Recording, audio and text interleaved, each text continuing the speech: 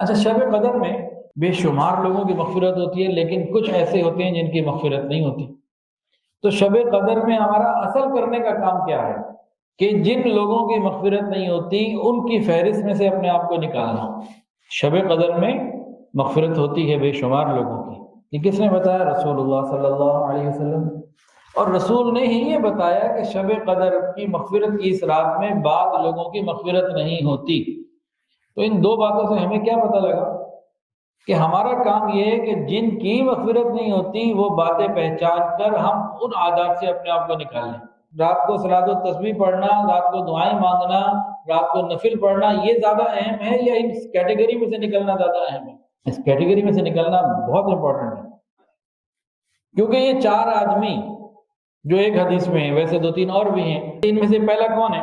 جو آدمی شراب پینے والا ہو، نشہ کرنے والا۔